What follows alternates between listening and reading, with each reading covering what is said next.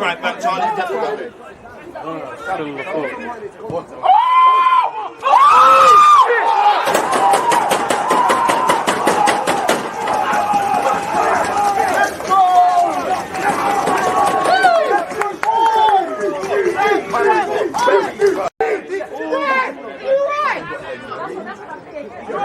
Against this right back, Charlie.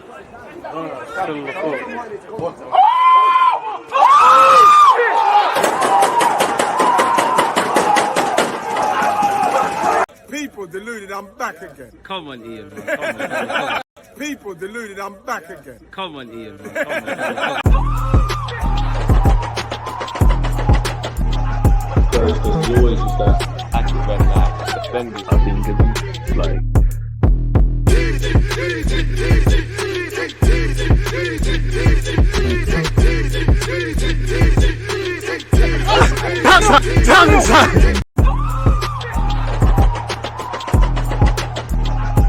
Because you always used to act when defenders have been given, like... Because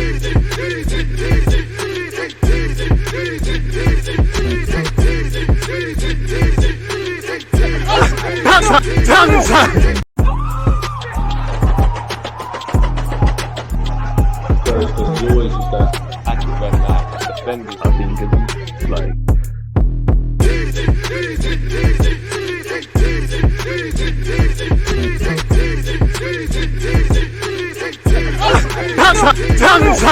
People deluded, I'm back again. Come on, Ian, bro. Come on. Oh, I was muted. People deluded, I'm back again. Thank you very much for tuning back in each and every time. I appreciate all the support. You lot gassing me in the comments as you always do. First things first, appreciative to all of you lot supporting, not just on YouTube, but on Twitch. And whenever you've started finding out about my content, we're flirting with 50,000. We're at 49.6. We're going to get there before the end of the year. That was my biggest goal for 2022. We're going to get there, but we can't get complacent. As usual, good morning, good afternoon, good evening. And of course, where obviously it applies, good night. I hope you're doing well and safe.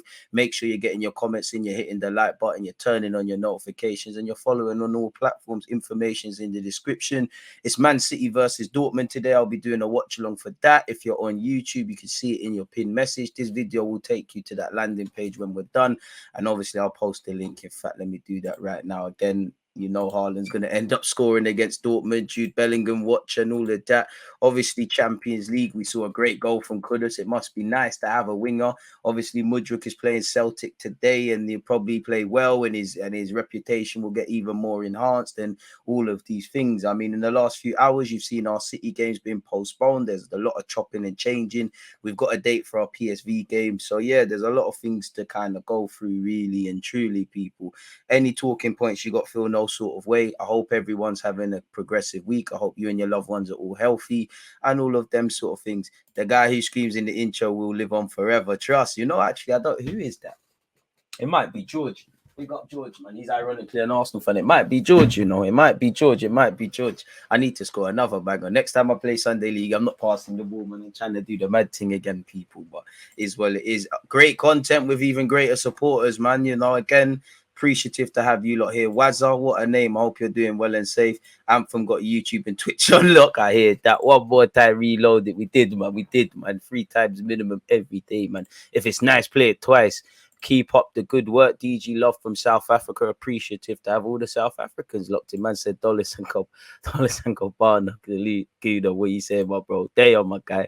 I could deal with that. Andy, my guy. Pack, Sauce. Appreciative, man. After one game, we've already been linked. Technically, we ain't been linked, man. There's nothing else to talk about. I mean, obviously, where we see wingers, you're going to want them in it. Like Marcus Edwards, probably not on our radar, but he's 23. He's English. Wouldn't say he's setting the world alight, but he's got the technical ability we look for. You're looking for him to go to the next level in relation to Kudus of Ajax. I think we need to calm it down. I think Ghana, if you're Ghanaian, you know, you've got a lot of players that you could be excited about. Kudus is one of them. You know, Ajax are able to source these players. I mean, he's a good dribbler. Clearly, he's got 2 in 2 now in the Champions League. Great take and go against Ajax. I mean, for Ajax against Liverpool. Obviously, in their defeat to Liverpool, where Matip scored the winner now. any young winger, any winger around, we're going to keep a close eye on. Mudryk, obviously, last week had a great game. For I guess Arsenal fans are hoping he has a great game against Celtic or not, because every game he's going up in price. And you've heard the Shakhtar gaffer say he's basically selling the man there to the highest bidder. And obviously, if Arsenal get into a bid war, we're in issues. Arsenal are in that catch-22 in that, do you do your due diligence, sign a player? Because again, just because a player is good, it don't mean they're ready. Do you sign them potentially before they're ready? Or when they do have that breakout season, like maybe Mudryk and Kudus and all of these guys, if they continue where they've picked up, everybody in Europe's going to be monitoring them even more. And once you get into a bidding war, you're in problems, really and truly. As we've shown, we don't have the financial muscle to get into bidding wars, really. If I'm completely honest with you. So yeah, Kudus looks lit. Still think people are gassing it a bit, and I'm not trying to belittle him or discredit him. I just think there's a lot of development to be done. A lot of conclusions are being drawn on a man that's played 50 odd times for Ajax. And again, with Ajax, like they've shown with Lisandro Martinez, who we tried, as well as United, who obviously got him, Anthony. If you want the De Jong, De Ligt, if you want players from Ajax, long gone are the days of grabbing them for 10 million or so. If you want them, you've got to pay a premium. So that probably means Arsenal are a myth for him. But he started off in the right way, looking at, and he's contracted until 2025, people. He's basically just got his feet under the door at Ajax, Again, he's just about got over 100 career appearances. I'm looking at it for FC Nordschland. He played 57 times, got 14 goals and 3 assists. For Ajax, currently 11 goals and 5 assists in 51. That's just over 100 appearances. 39 appearances in the Eredivisie with 4 assists, and 8 goals to his name. We got to calm it down, man. It's one that we got to monitor and things like that. But I think if he continues what he's doing, he's a decent player. And like I said, man, he's lovely technically. He's capped 16 times by Ghana. I do kind of want a winger that brings us a bit more output. But at 22, he's moving in the right direction, and he can play in a couple of roles and things like that. Where Marcus Edwards is concerned, obviously he's contracted until 2026. At Sporting, played quite well against Spurs. I don't think the performance over 90 minutes was a mad thing, but he had one lovely dribbling run. Again, output for Sporting, he's got 6 goals, 6 assists in 23 games. For Victoria, he got 20 goals and 14 assists in 96. So again, at 23 years of age, he's still developing, and Sporting are going to ask for a decent bit of change as an Ajax for Kudus. So I think those are two players that, along with Mudryk, and many others, they're doing what they can. They're in the right direction, but we just need to let them develop and see a bit more. I hope we do get a winger, where January is concerned. Personally, I think the priority needs to be central midfield. If you can get in a winger, then do your thing in it, people. But yeah, that's all I've got to say on Kudus and Edwards. What are you lot saying before we get into any headlines that are obviously doing the rounds, people? Big up you lot tuned in. Appreciative to have you lot support all the time, as you guys already know, folks. So yeah, DJ, I think we need more mobility and power in midfield. What do you think? If we can get more mobility, more power, more tenacity, more technical brilliance, we need that. Again, defense wins you titles, strikers get the limelight and win games, but it's the midfield battle. When midfield is where Arsenal, I personally think we let ourselves down.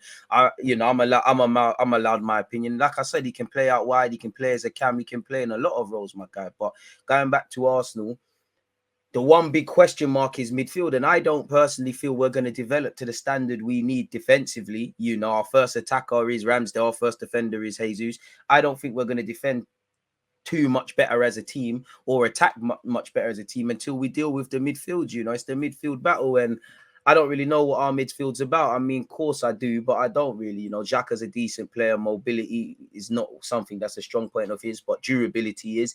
I think Xhaka should be a rotation option. I think anytime you build your midfield around Xhaka, and the fact that you miss him is testament to Xhaka, but it's also testament to where we are as a club. Obviously, with Thomas Partey, I don't think even his own mother is going to bet on him being fit for the majority of the Premier League. Yes, he might be back for Brentford, but there's an issue there. Even when these guys are fit, you probably need other options. I think we could do with an 8 that could help us dictate the tempo of games a bit more. Clearly, we could do with a 6 or 2 in the absence of Partey.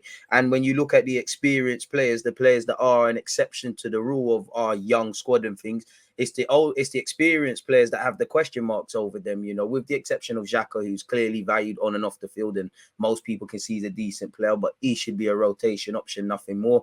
Partey's clearly a quality footballer. Again, off-field things need to be addressed. Injuries are another point of it all. El Nene could be a squad player at best. Obviously, historically, Pablo Marí, Cedric, these guys are not good enough, really, you know, really. And again, what you do with these 29, 30-year-olds kind of sums up, kind of puts us in good stead, you know. It's all good and fun and games.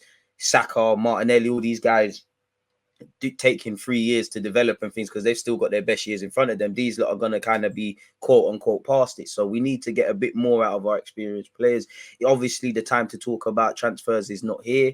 I do think we need a lot more in midfield. Like I said, for me, if everybody's fit, then I would love 2 8s and a 6. I do like Lokonga. Hope he makes some steady progress. But if I remove my youth cap and stars of tomorrow and players of tomorrow and just focus on the remit, which is top 4, you're betting on a lot with Lokonga. Again, it's short-term pain, long-term game where he's concerned. El Nene's not fit, but you know what you're getting with him. It's not quite good enough.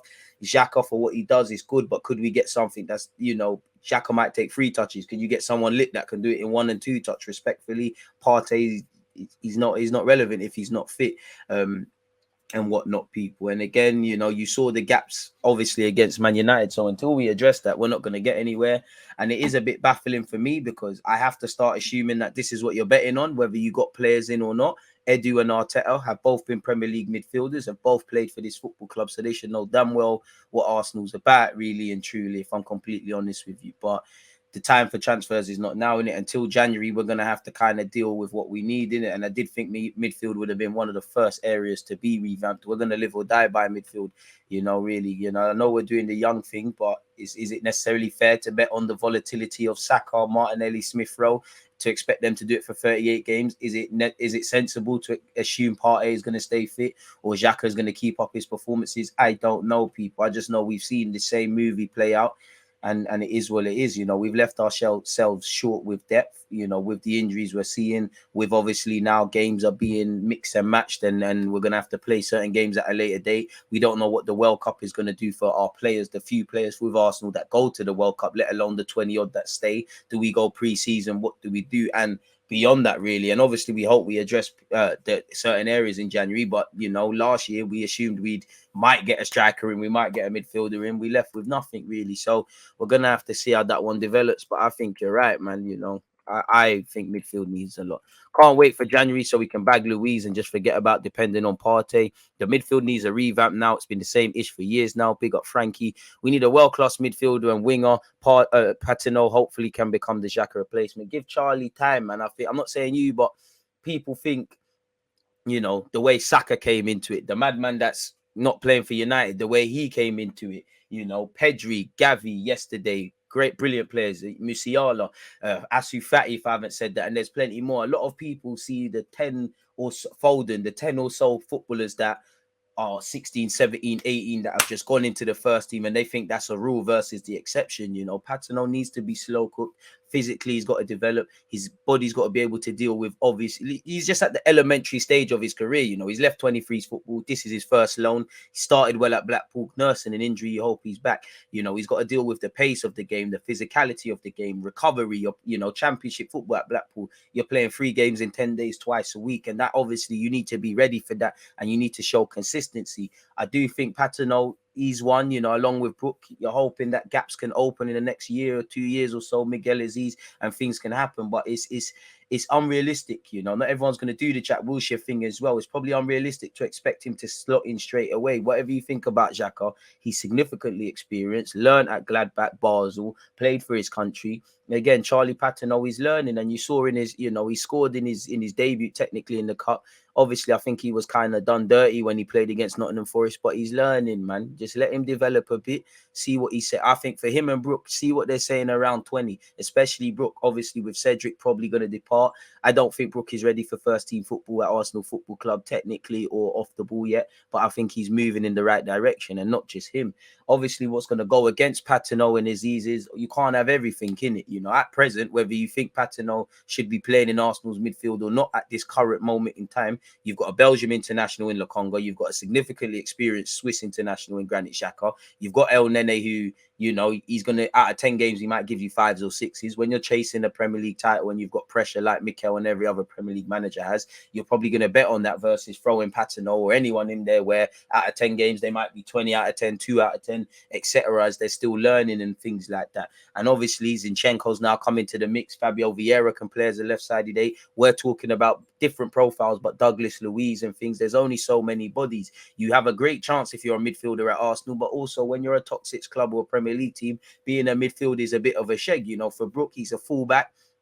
You know, he didn't arrive at Arsenal as a fullback, but he's a fullback. Right now, he's even got Ben White and Tomiyasu ahead of him. And, you know, there's, who knows, Arsenal might bring in a next fullback. And obviously, you got Cedric, who, if he leaves, there's an issue. There might be an issue presented if we bring in another winger. Bro, I'm banned on Twitch. I don't know why. Linton, either me or the mods must have blocked you. You must have been chatting some shit, man. I don't know what you did, man.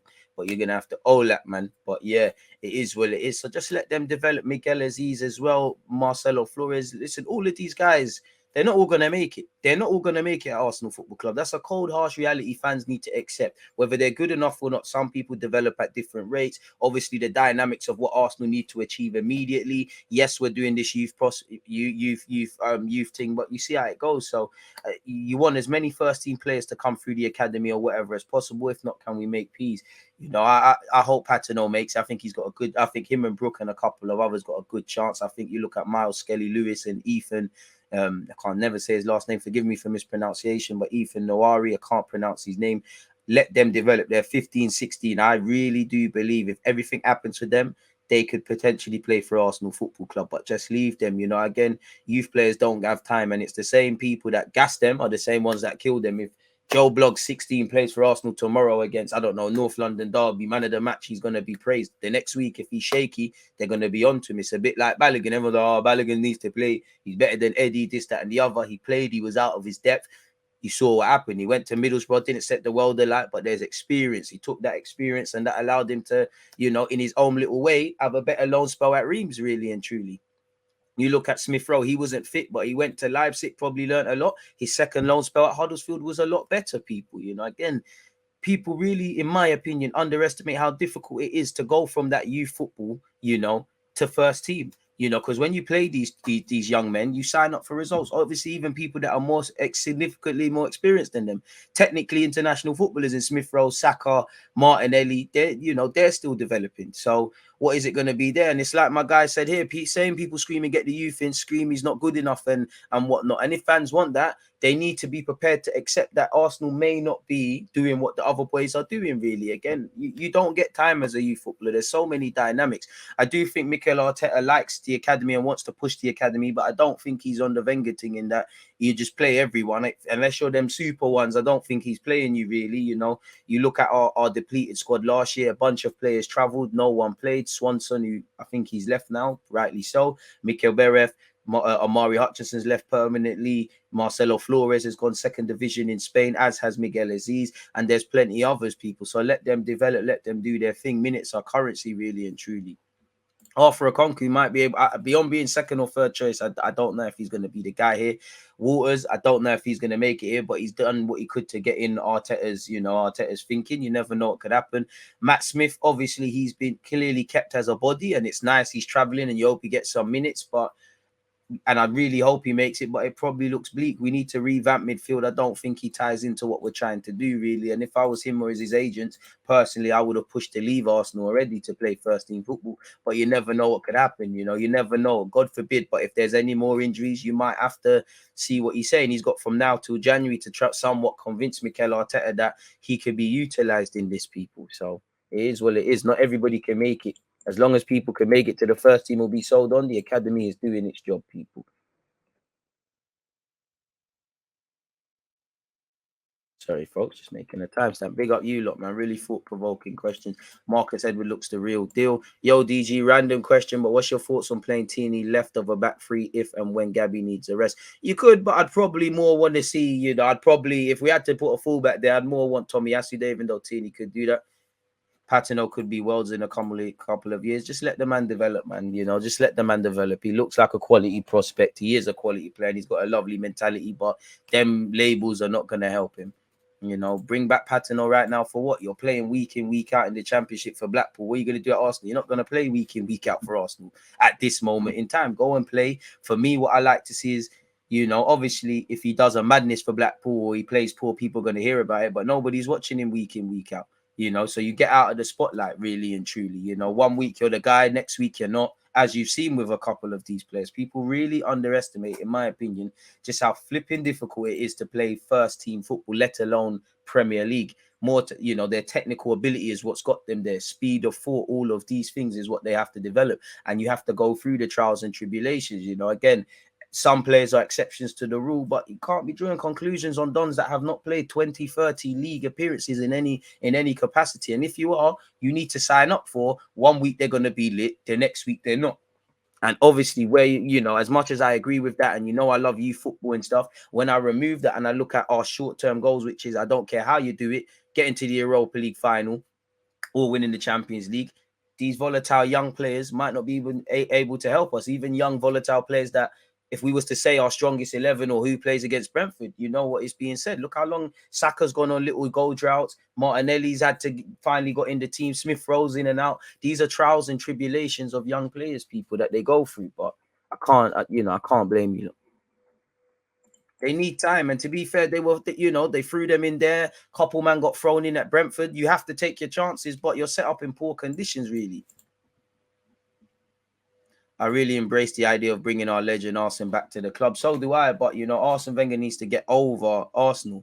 And I just feel, while there's a lot of experience he could give to the team, I just feel they'll feel threatened by him. So I don't think, unless it's an advisory role, I'll be very shocked. I would love for it to happen because, you know, we're talking about youth prospects. A lot of what Wenger, the principles Wenger installed to this club, definitely in the Emirates era, are coming to play, even down to the fact of you've got 3 former players, in fact about 4 former players, all in top positions off the field. People, obviously Mikel is the gaffer, Edu's technical advisor, Jack Wilshere's bagged the under 18s role, Mertesacker, he's obviously head of youth development, but he's probably too wounded, and I think they'll feel threatened by him. There's a lot of times he could have saved us, you know, probably giving Aubameyang a new deal. He famously said, don't give Alexis and Ozil new deals.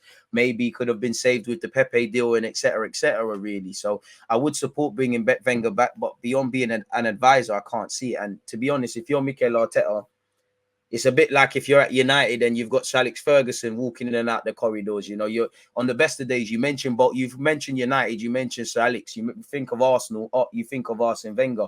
For someone that wants to implement their role, man, we want to move past Arsene Wenger and get Arsenal back to where they want. With him constantly being there, it's a constant reminder. And I wouldn't say it's undermining Mikel Arteta, but when you've got that larger than life symbolic man of Arsenal, let alone football there, and you're really harshly a rookie manager, same way with Edu, crazy. Do I think our Arsene Wenger has skills he could lend towards Arteta? And definitely I do 100%. But yeah, I don't know if it's practical beyond being an advisor. I think there's a lot of advisory role better yet. I think there's a lot of positives and a lot of potential negatives that could come into play with that, really and truly. 48 likes, people. Great start. Can we keep running that one there up? Twitch gang, you're doing amazing. Don't forget, people, it's watch along business at 7:45. We're watching City versus Dortmund across Twitch and YouTube. We're playing Football Manager on Twitch at 4:30. So yeah, big up you lot. What else are you saying? Subscribe with Amazon Prime for free to support the guy. For extra content, follow on Twitch. Can't risk Partey against Brentford. No chance, especially with the North London derby next. I mean, if he's fit, he should play in it because you want to shake out some cobwebs going into the North London derby. But you're right. You know, you can't belittle Brentford. We got smacked against them last year. Ivan Toney's in great form. You know, you saw in the All or Nothing doc, Ivan Toney's comment motivated us. He sent for us. So there's a lot of to and from there, really. Just wish there was other players, really. Do you think in some years Henry will be the next gaffer, DG? Well, if anything, it'd probably be Patrick Vieira, really. Henry showing no willingness to get back in the managerial game at this moment in time. Obviously, bro, you're fully right. This is why I think the likes of Bellingham and Sancho benefited from being out of the spotlight in Germany. Players are humans, have a lot to adapt and learn at different rates. Exactly, you know. No, I know obviously it's freedom within a framework. No one's career is linear like that. Even someone like Saka's been met with adversity. You know, some players are going to start well and not really thrive. Other players are going to take a bit longer, as you see. You know, I wouldn't I don't think Eddie Nketiah is the best example, but Saka come on the scene immediately. You know, it took Smith Rowe a bit of a while. You know, he was there with Joe and Eddie and these young players that were in and around. Eddie, towards the tail end of last seasons, finally started showing some greater consistency levels. Smith Rowe went Huddersfield and came back a much better player. Saka, you know, he just hit it off, but that's an exception versus the rule, really and truly. I hope it works for all of them, man. You know, in many ways, your academy should be reflected in not just who's progressed through the first team, but also players that have cut out careers for themselves elsewhere. And there's a couple of them dotted around the Arsenal football or former Arsenal players, if you get the point. To stay up to date with DG and when he goes live, follow him on Twitter. Amen. Shout the Nightbot, man. Need a statue for Arsenal or ASAP needs his flowers. Arsene and amen. Done his bit for the club, man. Done his bit. People do need to lay off FIFA, man. They do, man. I hope we get a centre mid and send Sambi on loan. Patience is rare in Finn. For me, centre mids. The Man United game proved we're not certy in midfield. It was screaming for a baller centre mid. Sambi's not bad, but not it for now. I hear that. Big up Danny as well in the cut. Pardon me. So, yeah, man. I mean, and this is where I can only judge accordingly. Whether you tried to get a midfielder in, it's irrelevant. I don't, you know, Arteta, Edu, Kroenke, everybody shares the W's, everybody shares the L's. I can't blame the players for bringing in players. That's not their job. There's no midfielders. We're trying to do things in January. That's all great. And I do take encouragement with that. But your season could either be could be finished or positive right now. And again, it's not when it's at your best, it's your team at its worst, really. When certain players are not hitting it, when certain players are injured, can you get results? And I just feel the one thing with Arsenal on and off the field, you know, much like against United, you know, we need too many things. Everything has to go right. There can't be a single spanner in the works, really. And anytime a single plan in life, let alone football, is like that, you're signing up for certain. You kind of sealed your fate, essentially. Is it naivety? Probably. You know, I don't really have patience for Arteta and Edu in that regards because you've been here long enough now. You've seen it. You've got personal relations as players, to personal relatable experience as players to know why depth is key. You knew the season that was going to come. You know, we've known about this Winter World Cup for a while, so gonna have to deal with it.